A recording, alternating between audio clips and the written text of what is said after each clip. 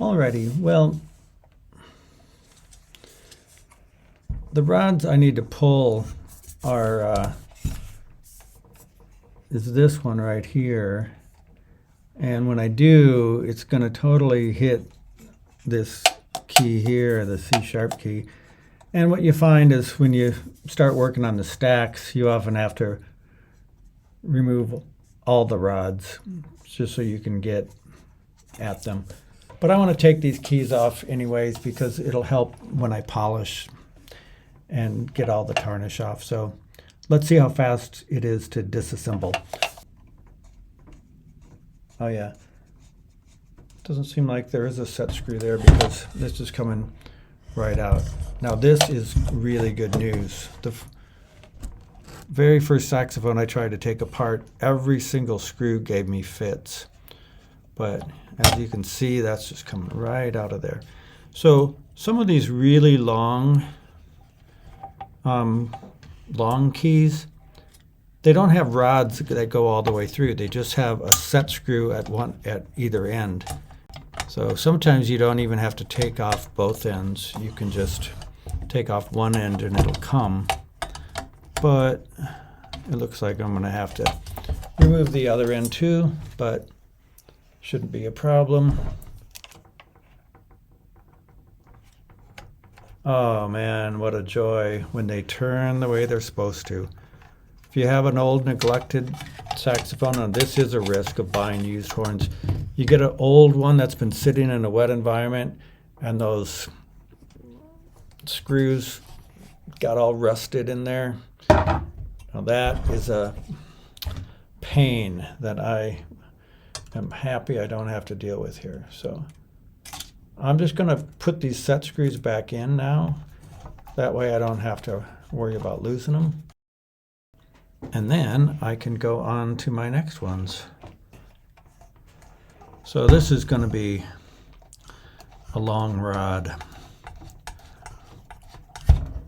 Turn it nice and easily.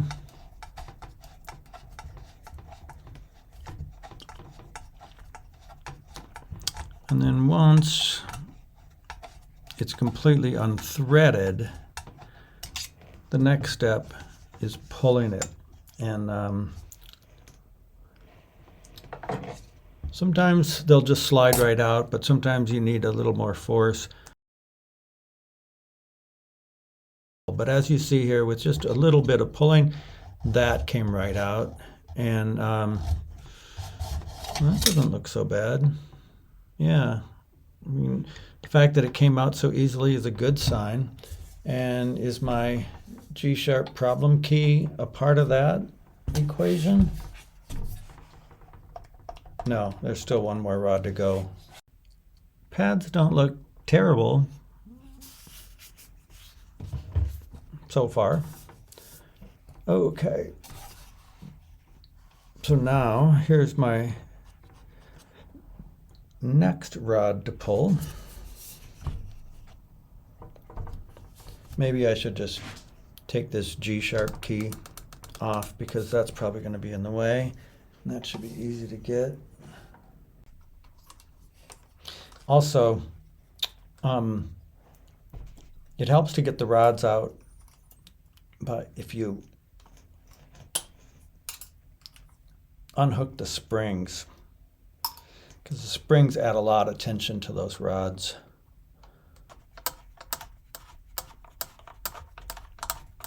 It's still sort of coming. It feels a little looser. Okay.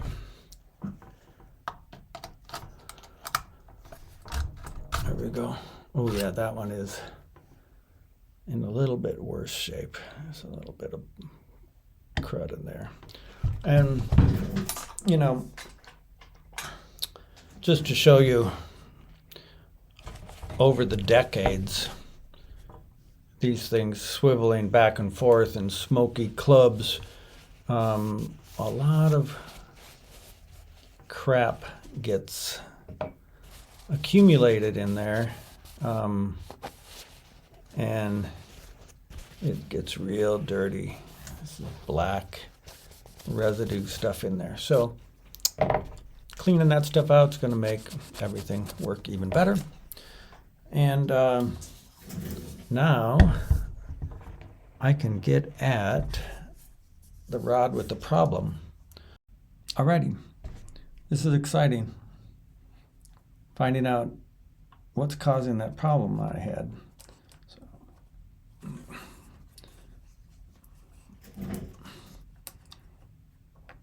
that's already an indication.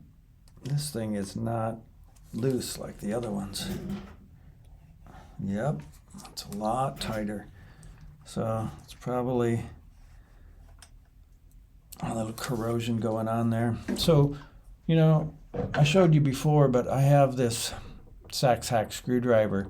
It's the long-handled screwdriver, and I ground the tip of it down nice and fine. What I like about this is that it's got a really sharp edge on it. It's really long, and I can put some pressure on with it. See if I can get that stubborn one out of there. Yeah, you know what's really bad is if you try to force a rod like that and damage the slot. So I'm going to try to be careful not to do that. I already oiled that really good, so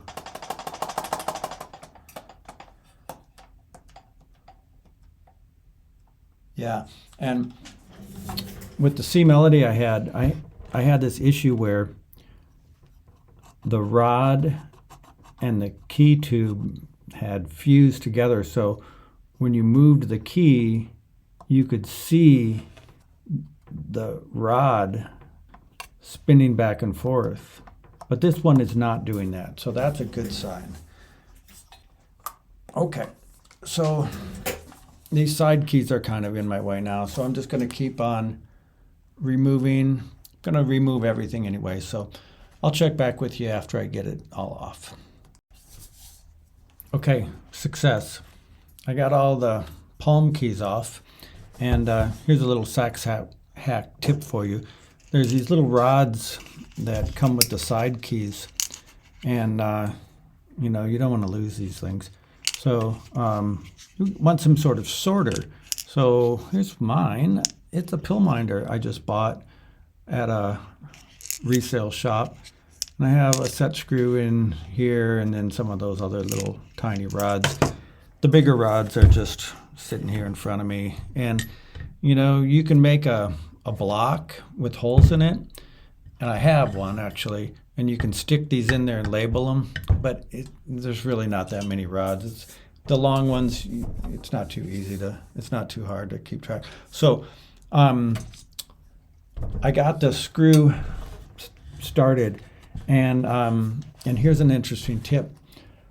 When I was working on the C Melody, and I kept having problems with the slots and it kept damaging them, I vented on a saxophone forum, and this very helpful person who goes by the handle Pig Squealer said to me, what you have to do is turn the screws in both directions. And sometime when you turn it righty-tighty, that will actually make it loosen up if it's locked in place and you can't turn it to the left. So I turned it a little to the right, and sure enough, I felt it give, and now when I'm turning left, it just comes right out. So turn it both ways if you have to. I'm curious to see what we find with this rod. It's probably going to be the dirtiest one. Okay. I started taking this horn apart about 20 minutes ago, and I already got it almost completely disassembled. So it's not really that hard. You know what I should have done is taken a picture, because it's a little harder to get everything put back together. It's way harder to put it back together, okay, than it is to take it apart, like anything else.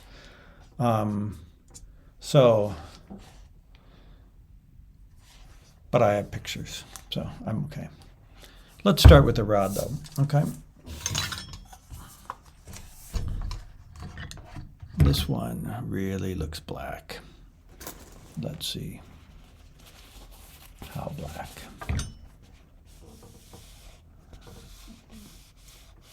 Yep, definitely lots of blackness on there.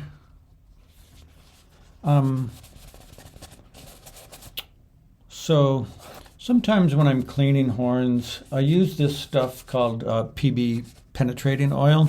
It's pretty stinky, and if you have a rod that's stuck and it really won't come out, you can spray some of that stuff on, wait a day, try it, spray some more stuff on, wait again, and keep doing that until it gets clear. Let me show you what that looks like.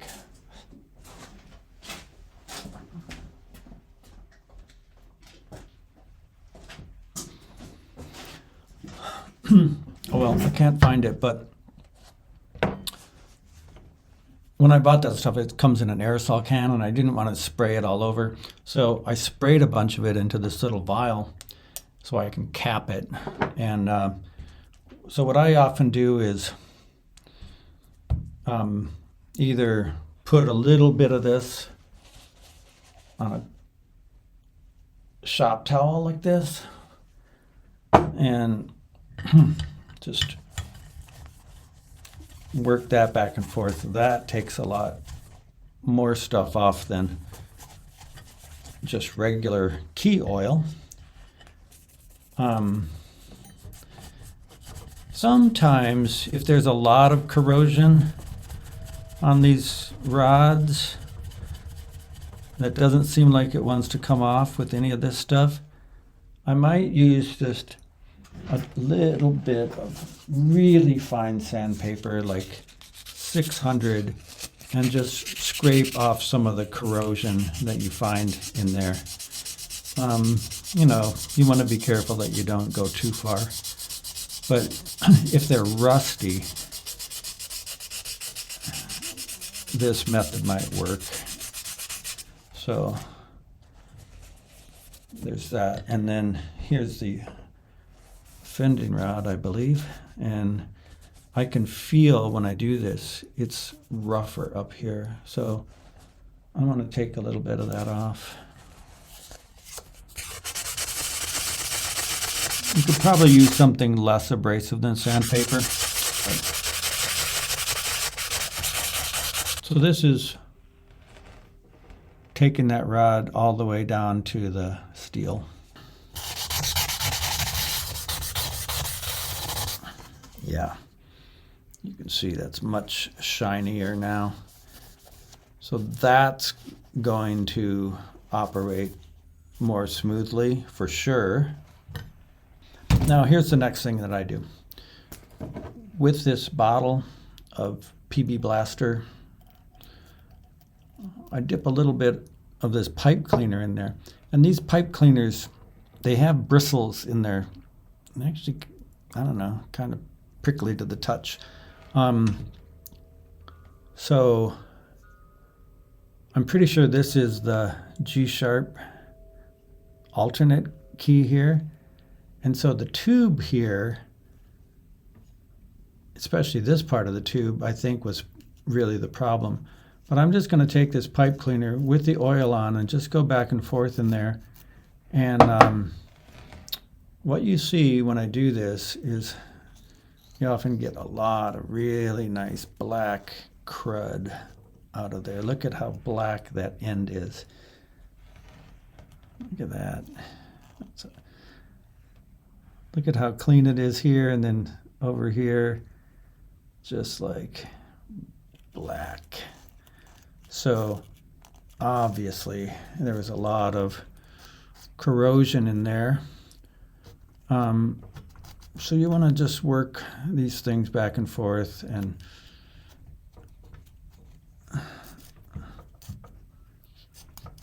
grind some of that corrosion out of the tubes. That's going to help a lot. You know, people act like repair work like this is super high tech. I mean, it sort of is. I mean, these instruments are very precision made. The specs, are very tight. Everything's got to fit together nicely. But really, taking these things apart and cleaning them like this, it's easier than working on a car, I would think. I can't work on cars. I have, but I don't like it. So anyways, I'm just going to clean the rest of these rods here, and then I'm going to move on to one more issue. Well, it is now 11:20. I've been working for about an hour and a half, give or take, but I got every key off the horn. It's really funny how light the body of a saxophone is. It seems like the keys weigh as much as the body. Fortunately, all the screws came out really easily. I only had to really put pressure on a couple of them, and I used Pig Squealer's trick of turning it forward and backwards a couple times, and that really worked. Just a couple other issues that I encountered along the way. I had one key where this rod was really stubborn going through here, and I kind of thought that that tube might have been just a little bit bent. So I bent it some, and then I worked the rod back and forth, and it really moves freely now. That's nice. To help stay organized, I took the rods that I got out and put them back in the key that they were holding, so they'll all go together. And I did that with all these. And then the upper stack, which is the most complicated thing by far, I tried to put back together, and I don't have it perfect yet, but at least I put it all kind of in the order that it needs to go with the one long rod holding it. So that's one of my organization systems. And then the other thing is I put all of the parts for the upper stack on one side over here and all the parts for the lower stack on the other side. That's going to make putting it back together a little easier. That's kind of a harder job. Putting it back together takes some thinking, but the horn can really only go together one way. I mean, you either get it back together or you don't. So it just takes a little bit of doing. So what else did I discover? Yeah, a funny thing was one of the keys had a piece of tape that was holding cork in place. So there's a sax hack for you. That's even below my level. So let's see what else. Oh, I know. And one more thing. I might just give a little attention to these tone holes. They're in real good shape, but I might just do a little bit of leveling with some really fine sandpaper and a nice flat piece of wood. I don't have any of those cool little discs that pros use to level the tone holes, but I think that might help. Not that it needs much, because like I say, this horn played all the way down to B flat, but you can see some of them like this one here. It's got a little bit of green patina on there, and so that might make it a little harder to seal properly, but that won't be hard. I had one last tip I wanted to share with everybody. If you buy an old saxophone and you decide to do this at home, it's not really that hard or scary. My advice to you is, before you do anything else, get some key oil of some kind like this, and just hit every single place where there's a rod or a screw, and put a bunch of oil in there, and then go to bed and let it sit for at least a day. That'll make it a lot easier to take out the screws, for sure. And key oil is maybe all you need to do that job. You could maybe use PB Blaster too. Some people use WD-40 and let it soak in, but I think oil is probably all you really need. And one other thing is then when you do get the keys off and you start taking them off, you got to be super careful about these wicked, scary needle springs everywhere, because these things, man, will just jab your fingers. And some of them really are needles. I mean, they have a sharp, sharp point on them. So, yeah, be real careful, especially tomorrow when I'm cleaning this. I know I'm going to run into that problem. But I don't want to take all the springs off because these springs last for freaking ever. You know, sometimes techs will replace them all, but I mean, these things are still so stiff after all this time. And they seem to be doing the job. There was only that one problem I had, so I'll find that out tomorrow when I go back to work. But for now, it's bedtime. Thanks for watching the Sax Hack.